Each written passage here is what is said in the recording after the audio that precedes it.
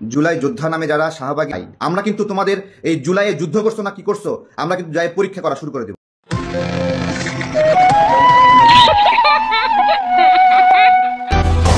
জুলাই ঘোষণাপত্র ও জুলাই সনদের দাবিতে শুক্রবারের শাহবাগে অবস্থান। Hey there. Subscribe to my channel and also press this bell icon.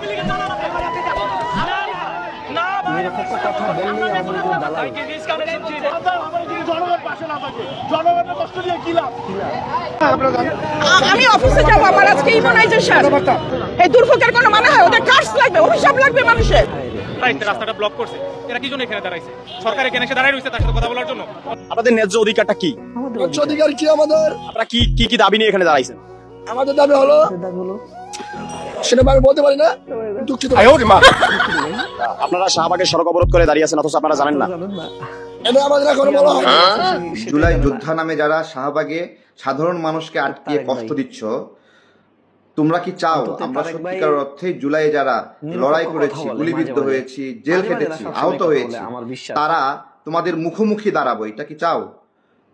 তোমরা যেভাবে জনগণকে কষ্ট দিচ্ছ, আমাদের কিন্তু এছাড়া আর বিকল্প নাই।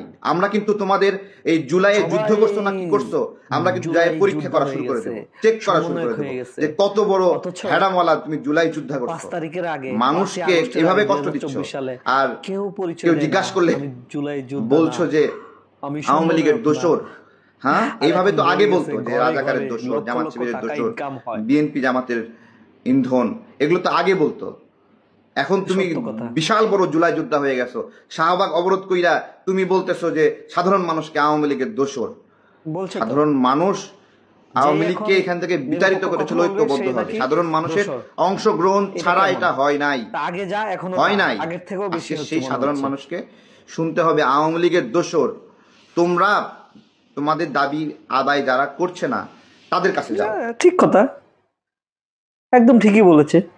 যেখানে দাবি আদায় হবে সেখানে তোমরা যাও, কিন্তু মানুষের জন দুর্ভোগ বাড়িয়ে এটা কোন ধরনের আন্দোলন?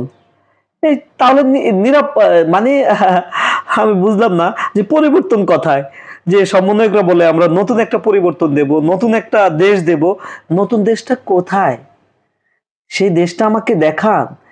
নতুন দেশ কোথায়? আপনি যুদ্ধ কার সাথে করছেন? যুদ্ধ পৃথিবীতে প্রত্যেকটা দেশে একবারই হয়, সেটা 71 সালে যুদ্ধ হয়েছে। আর এখন যেটা হয়েছে সেটা হয়েছে দেশের ভিতরে অভ্যন্তরীণ একটা রাজনৈতিক অভ্যুত্থান বা আন্দোলন। আন্দোলন আর যুদ্ধ কিন্তু এক নয়, এটা মাথায় রাখবেন। দেশের যে আমাদের যে একটা স্বাধীনতা, এটাকে আপনি বিকৃত করছেন। দেশের স্বাধীনতা যুদ্ধ একবারই হয়, মানুষের জন্ম একবারই হয়। এই দেশের জন্ম একবারই হয়েছে, সেটা হলো 71 সালে। এই দেশের জন্ম একবারই হয়েছে, সেটা হয়েছে 71 সালে। এটা মনে রাখবেন। আল্লাহ যেন আমাদের এই দেশে অতি দ্রুত শান্তি ফিরিয়ে দেন। আমিন।